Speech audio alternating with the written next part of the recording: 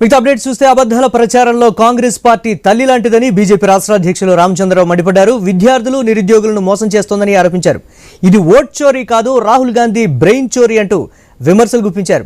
రైతు బంధును రాష్ట్ర ప్రభుత్వం మర్చిపోయిందని ఆగ్రహం వ్యక్తం చేశారు. కాంగ్రెస్ బీఆర్ఎస్ కలిసి బీజేపీపై తప్పుడు ప్రచారం చేస్తున్నాయని ఆయన ఆరోపించారు. నిజామాబాద్లో పర్యటించిన రామచంద్రరావు బీజేపీ కార్యకర్తల సమావేశంలో పాల్గొన్నారు.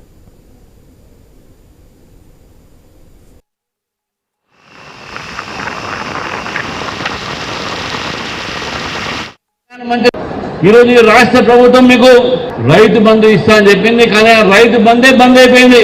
కానీ ప్రధానమంత్రి నరేంద్ర మోదీ గారు దాదాపు 32 లక్షల మంది తెలంగాణ రైతులకు 6,000 రూపాయలు వారి అకౌంట్లో పడేటట్టు 2,000 ఒక వాయిదాలో 2,000 ప్రతి రైతు అకౌంట్లో ఎప్పుడు కూడా తప్పకుండా పడుతున్నటువంటి ఒక విషయం మనం గుర్తుపెట్టుకోవాలి. విద్యార్థులకు మోసం చేశారు, ఫీజు రీఎంబర్స్మెంట్ ఇవ్వకుండా, నిరుద్యోగస్తులకు నిధులకు భత్తా ఇవ్వకుండా మోసం చేశారు. ఇందిరమ్మ ఇల్లు కేవలం వాళ్ళ కార్యకర్తలకి ఇస్తున్నారని చెప్పేసి ఈ ప్రభుత్వం 19 కూడా ఆ రోజు 3,500 ప్రతి నియోజకవర్గానికి ఇల్లు కట్టిస్తున్నారు. కాంగ్రెస్ పార్టీ అబద్ధాల ఒక ప్రచారంలో దానికి తల్లి. Congress party is mother of all life. అబద్ధాలు మాట్లాడుతూ ఉన్నారు.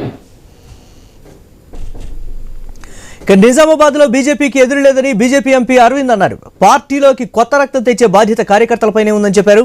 50% ఓటింగ్ దాటితే గెలుపు బీజేపీదే అన్నారు. ఎమ్మెల్సీ ఎన్నికల సమయంలో తాను లేకపోయినా బీజేపీ ఎమ్మెల్సీ గెలిచారని చెప్పారు. అమిత్ షా పర్యటనను క్యాడర్ సక్సెస్ చేసిందని చెప్పుకొచ్చారు.